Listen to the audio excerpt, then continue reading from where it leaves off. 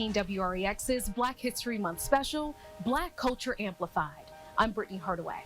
Well, we left the studio and decided to film in a place that holds so much meaning, here at the African American Resource Center at Booker. And as you can see, Black history is on full display. It's a place that's been anchored in Rockford's community for over 100 years. You might not realize how close you are to incredible Rockford history. We're a well-kept secret. On the southwest side of town sits the African American Resource Center at Booker, a hidden gem home to an abundance of Black history. This center was founded as a Black Soldiers Club back in the early 1900s, because there was no other place. There was exclusions around the area because the soldiers couldn't come in as a refuge or a place for gathering because they weren't allowed. Kwanzaa. Karen Waller, Booker's operations manager, says more than 100 years later, the center's legacy is alive and well. We are the oldest community center in the state of Illinois. We are the oldest Black community center in the state of Illinois. For decades, the Booker Center has turned into a place families can turn to for resources and services like youth outreach, employment opportunities, and a community to fellowship. Well, I've been coming since the early 60s.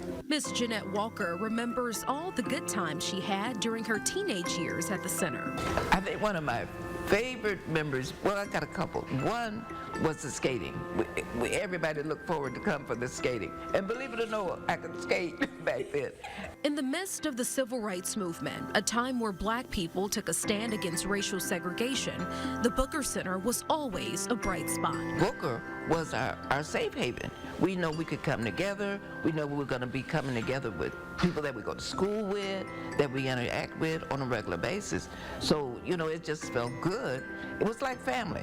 A family spanning across the state line. Other than our public schools, we didn't have a place to go for the teens. And it wasn't just for the South Rockford. We had attractions of people from Freeport, Beloit, Loves Park, all that came around. From the early 1900s until now, a lot has changed. An area where you can come and get most of your basic needs met.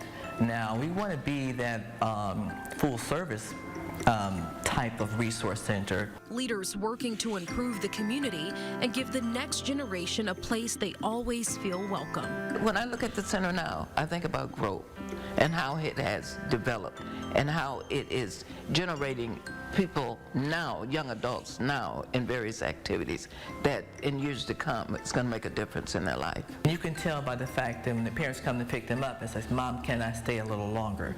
Dad, don't pick me up yet. It doesn't close yet." So yeah. So those are the things that tell us in a more intangible way that this is working. I mean, that's the rewards that we get. Such a positive atmosphere. And people that don't know about Booker, they really need to come and get involved.